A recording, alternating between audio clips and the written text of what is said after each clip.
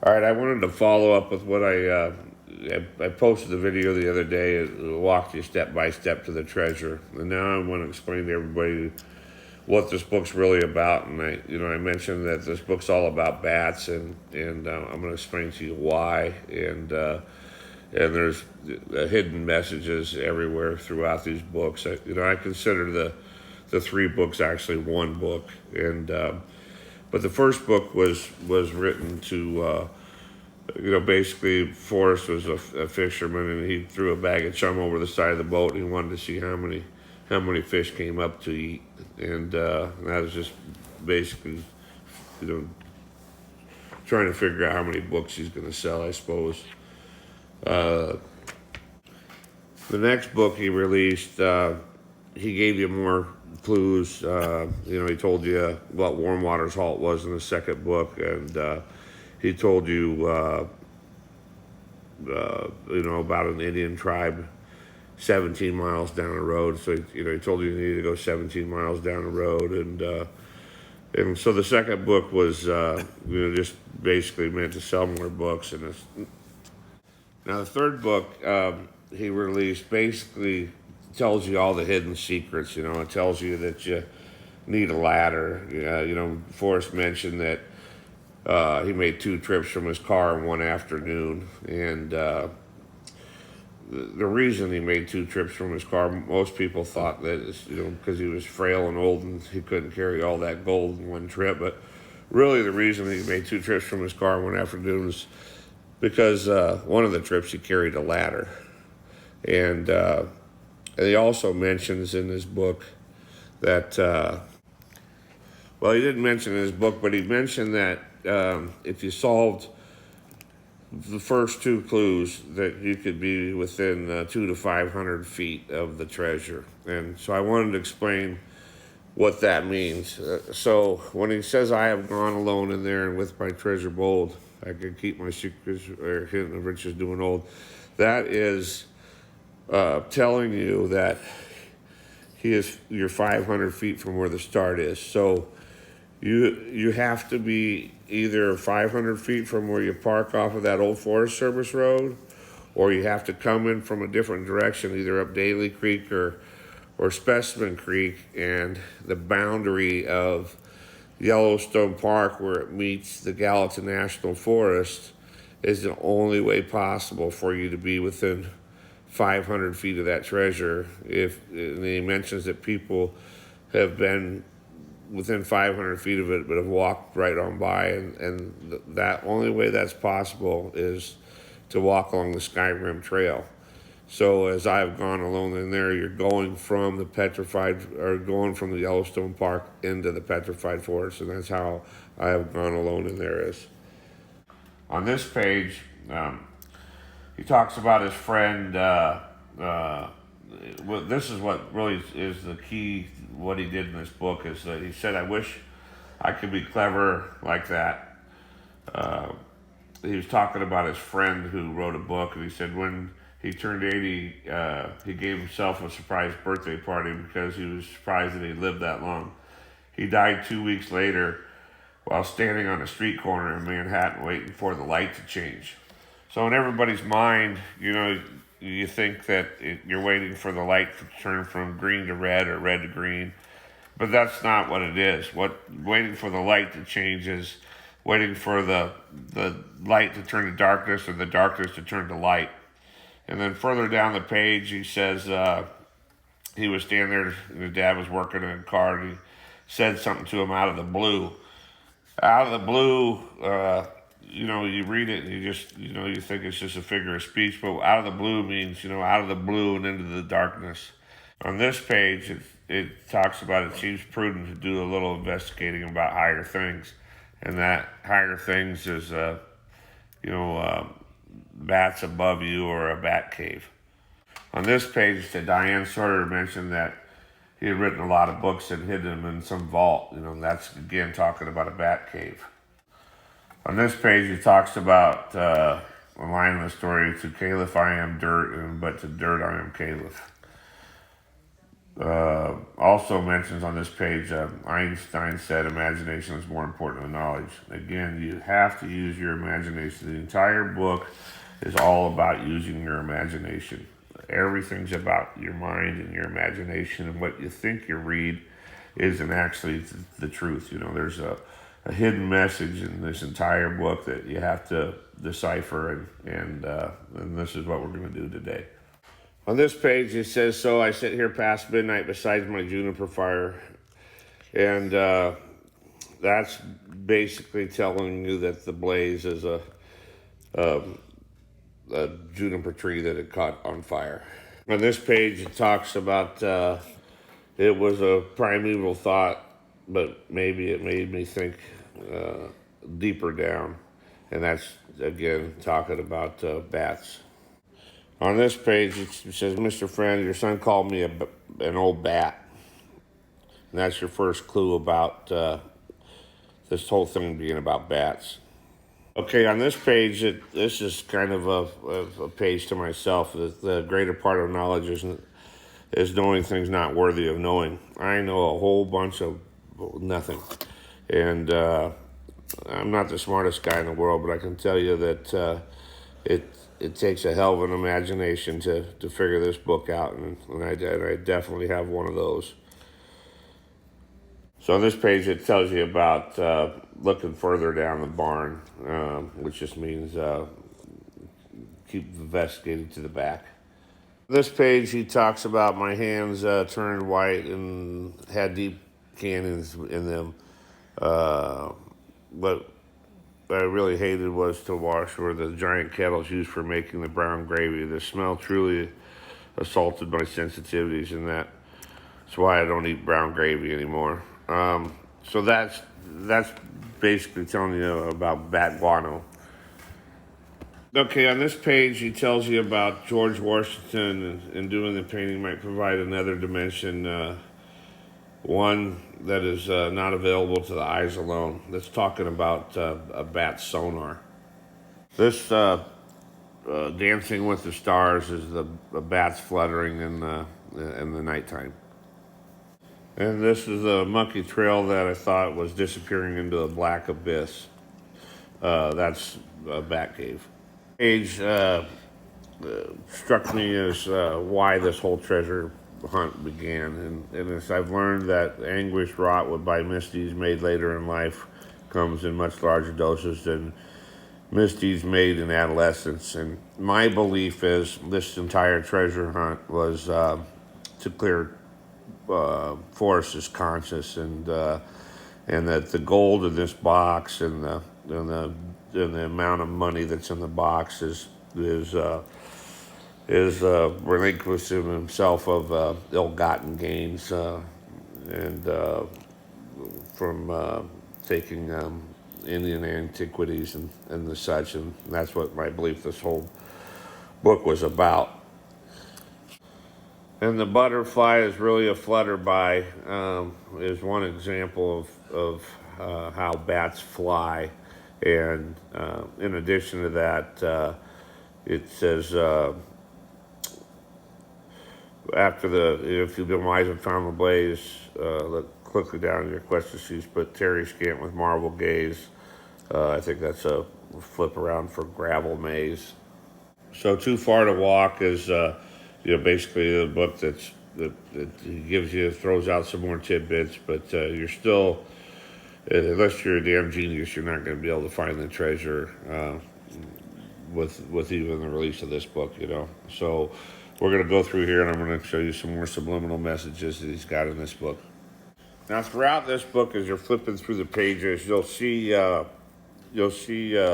of in the background, hidden on some of the pages, pictures. And anything that's got the pictures on, like the hidden pictures in the back, are major clues that you need to understand. So he basically takes, messages from the first books and then kind of superimposes the words over the top of these hidden messages in the book. And So on this page, it talks about a very strong musky odor of these buffalo, but it's really the smell of bat guano is the musky odor that you're looking for. And this one says I've watched it all because it looked so far out of place with its blackened windows, and the blackened windows are the eyes of a bat. This page it talks about it was about a mile up to the high school, and so from where you park it's going to be about a mile up to a high school of bats, not a high school gymnasium. A train that he took and from West Yellowstone, Montana to Georgia, and it said it talks about the guys who just got all back from the war and all the trains were packed, and he said I was crowded in so tight between bodies that there wasn't any way I could fall. That trip taught me that I could sleep for long distances standing up, and what that means is the bats sleep standing upside down. Somebody he buys this car, and he said that he'd wait until after dark to hit the road, so during the daylight hours he slept, and that's basically telling you know the bat sleeps in the day and flies at night. So a cute brunette claimed a corner spot under a south window when describing her. There's no need to exaggerate, and this is describing the bat cave. These pictures it talks about when he was in the military in the barracks there, and it's got dripping laundry and a huddle of 60 bodies living in one room, and that's talking about all the stuff hanging on the clotheslines there. That signifies subliminally about bats, and then 60 bodies living in one room. That's just a bunch of bats living in a bat cave. On this page, he talks about he made a fly using the hair from the tail of his German Shepherd. He was careful not to wake him. That's just telling you about careful not to wake up the bats. We were housed in a large open bay barracks where everyone could see everyone else most of the time. Our single beds were 4 feet apart, and there was no cooling system in the building. So that's telling you that there's no cooling system in the bat cave, and that all the bats can see all the other bats at the same time. It says it was a primal lure. Again, it's talking about the bat feces. This one talks about his scarf gradually flapping in the slipstream, and it's just talking about the bat's wings fluttering. And this one, it talks about the general that who, when he was buried, the last 4 words in his book were, "I have flown home." That's talking about a bat flying back home. Okay, this is talking about this prisoner in Vietnam, and they studied him when no one else was around from about 3 feet away. That's like studying the bats when they're hanging in the cave. And so besides that book, how I figured out this was all about bats, was he talks about he was in this Barry Goldwater bombing range down in Arizona, and they dropped these missiles. They're called Mighty Mouse, and so if you put a wing on a mouse, that's a bat. And so that's how I knew this whole book was about bats, was this and that Captain Marvel comic were the 2 things that really made the light go off in my head. Now this is pretty interesting. It talks about the Dude Motel that him and his brothers built with his buddy, and when he goes there, he always stays in room number 4.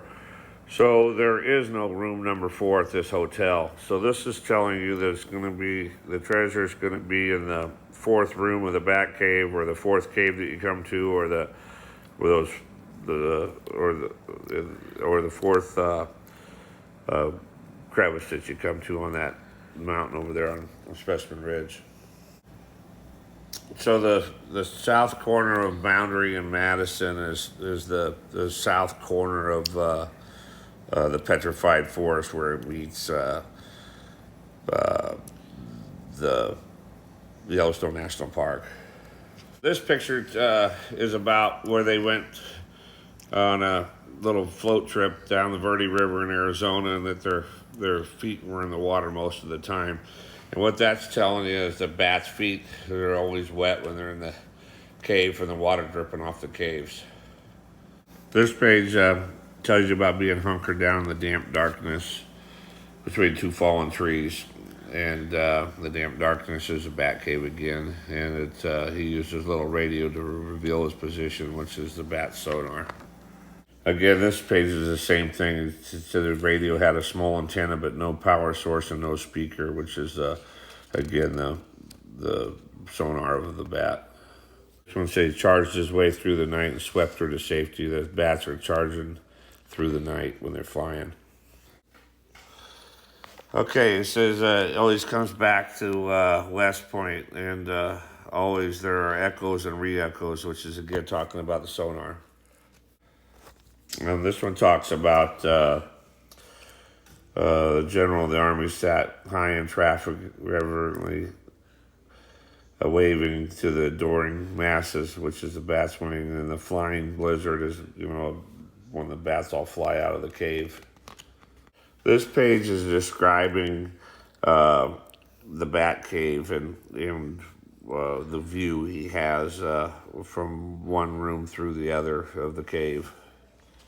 This one, the last paragraph talks about the roadside bombs and snipers, why they mess around with that stuff. They have such awesome technologies available, and that's talking about the sonar of the bat again.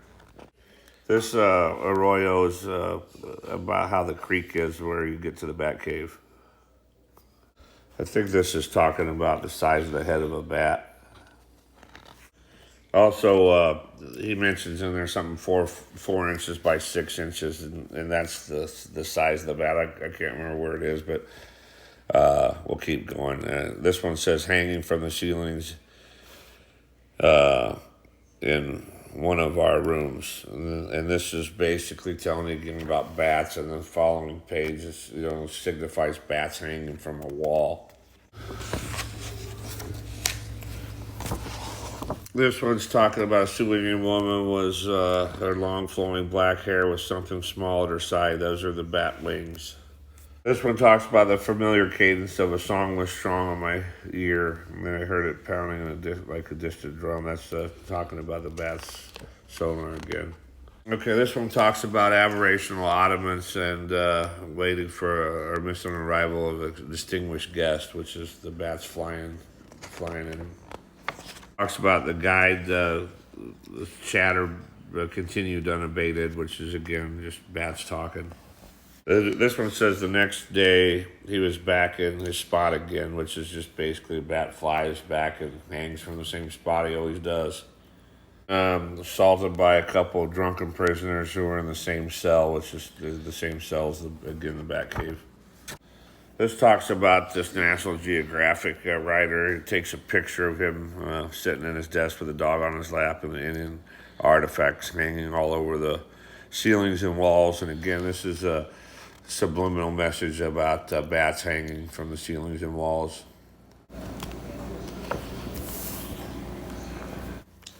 This talks about it was way over my head. Again, it's just telling you about bats being above your head.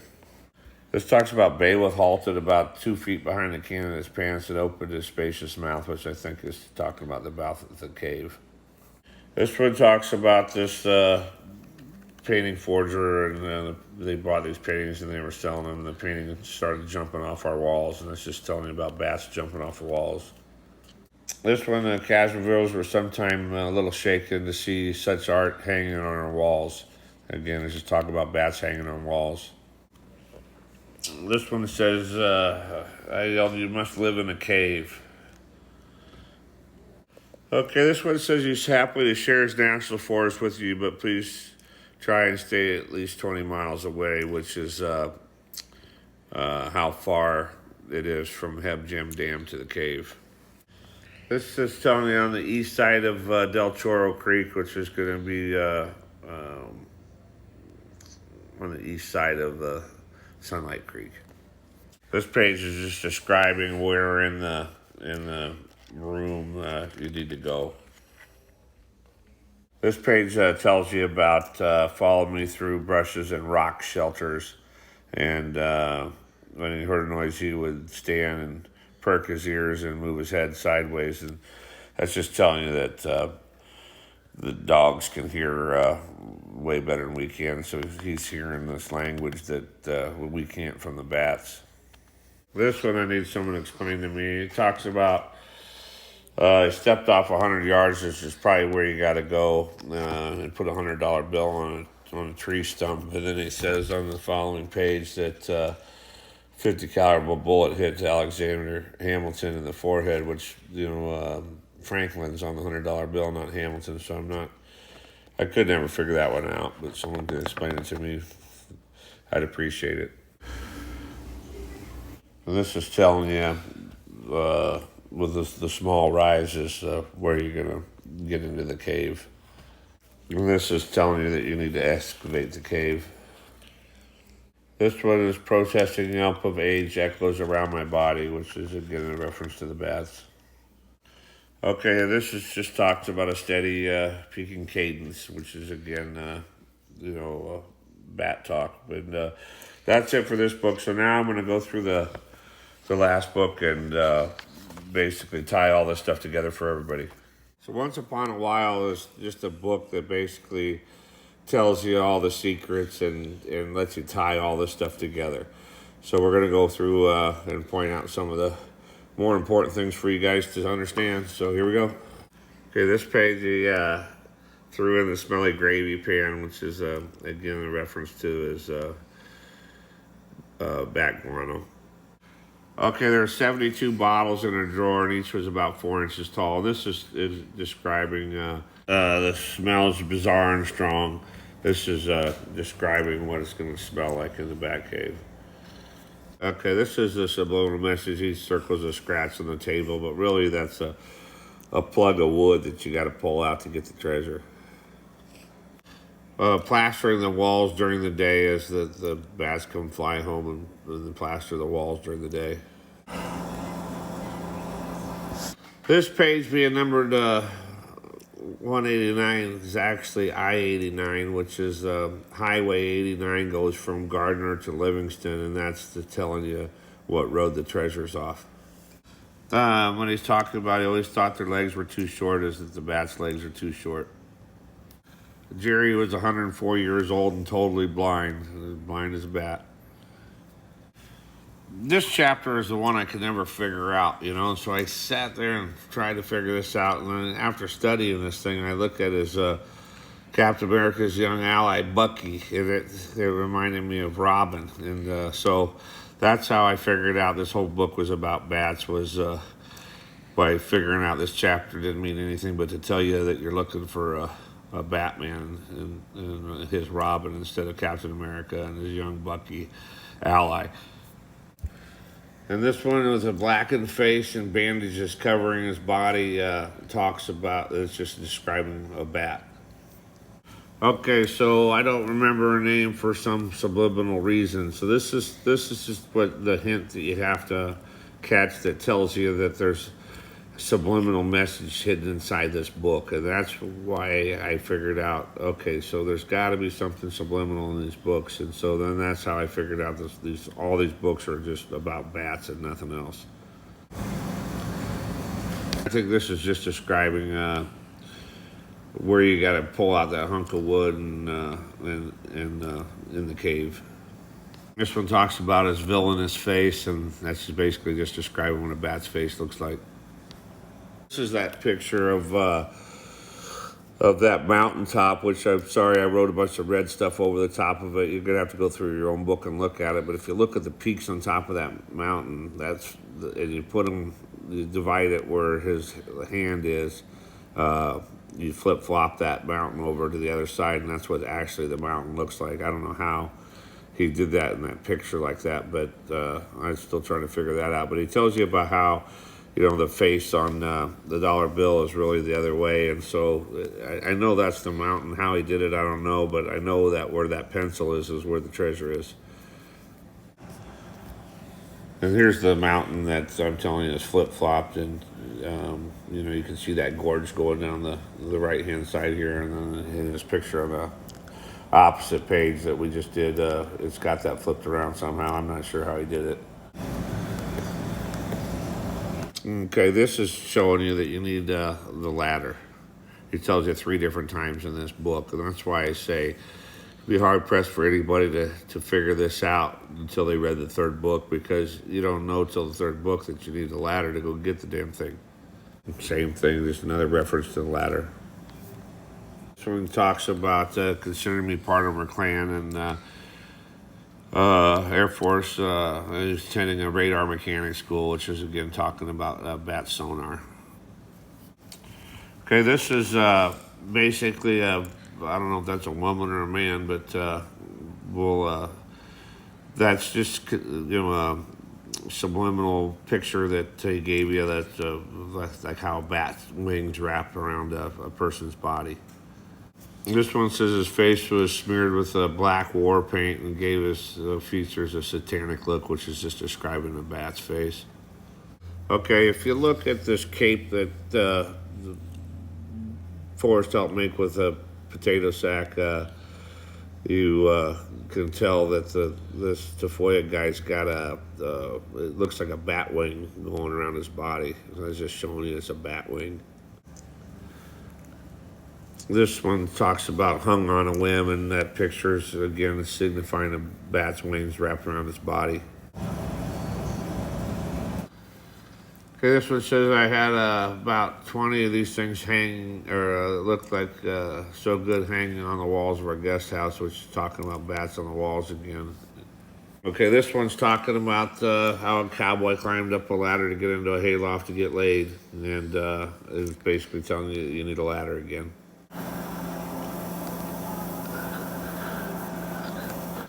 This one's the flowing robe is about the bat's wings going around it, and telegraph a timeless message is the bat sonar.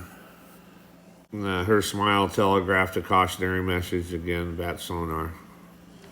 This one's my sleep schedule is often turned upside down, just telling you a bat sleeps upside down. Okay, this is a reference to the caves again, and it tells you about how he climbed into the back of a cave and sat on a rock, and it's basically telling you need to find this cave. Okay, this is talking about a cave in Arizona, and there's an old can of Copenhagen snuff. So inside this cave, you're going to find a can of Copenhagen. That's what it's telling you. Okay, this was, I like to buy nearly everything that's hanging on the walls, which is, again, talking about bats. Okay, this is a picture of Lady Pretty Blanket, and basically it's the bat's wings wrapped around itself. Okay, once again, this is a couple images of the bat's wings wrapped around it, is what it's signifying. Okay, my wallet slid rapidly into the dark abyss is again the cave reference. Okay, she was a chatterbox conversationalist again, just talking about how bats chirp to each other. This page talks about every time I looked up, there she was, her stern face staring down at me. It's just talking about a bat's face when he looks up, staring at it. Now, the stone amphitheater could either be the cave or the walls around Specimen Ridge there. And this one's talking about how he's flying home with his grandson, and they put a heading on 60 some degrees. And earlier in the book, he talked about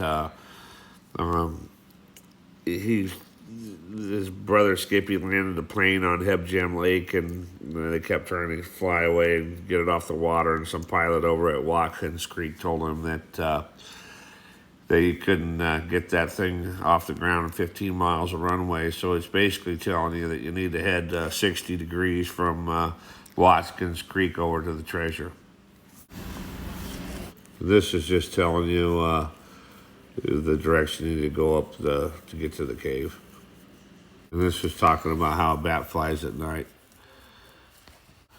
And the plastic visor saved my eyes must be in reference to bat's eyelids or something, I guess. Again, this is telling you that you need a 10-foot ladder. He climbed up holding a 6-pack on the ladder. So this is the third reference in this book to the ladder. Again, I told you, anything he tells you twice, you better know what it is. And so if everybody goes back through and reads these books, now that you know the secret, it's easy to figure it out, when somebody tells you. So I wanted to elaborate on why I did this. And so I put a website together, and I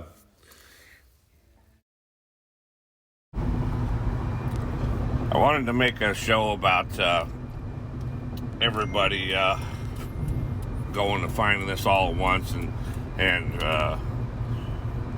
make a kind of a movie about going around to some of the places that other people searched, and then at the end have a big giant free-for-all where I tell everybody where the treasure is and film it and have it for TV and stuff. So anyway, that website I set up was called Fenn'sTreasureHunt.info, and I made a mistake of telling some people where that treasure was, and made an agreement with them to go get it, and they ended up trying to do a sleazy deal and not honor their agreement. So I can tell everybody that treasure wasn't found by a guy from the east. It was found at 10:26 in the morning on June 3rd, and followed by a hail of gunfire, a bunch of 9mm shots and one big bore shot from a 500 Smith & Wesson. And anyway, I hope all you guys enjoyed this dissertation I gave to everybody. Sorry I mumble so much, but I've never posted any of these YouTube videos before, so I don't know how to do this very well. But anyway, it kind of explains everything to everybody. If you go back and read your books again, you'll now be able to follow along, and it'll all make sense for you. I'm going to post some more videos. I've actually already posted all the books. I've highlighted all the books on the same channel, so I guess if you subscribe to this channel, it'll let you see all the other books, and then you can go through, and I've highlighted everything that everybody needs to know, and it'll basically explain it all to you. It's got lots more pictures and videos for people to follow along and understand, and basically it goes step by step through the book, and each page it'll show you a picture of what it is, and so you guys can start using your imaginations and go from there. Hope everybody enjoyed it. Thanks a lot.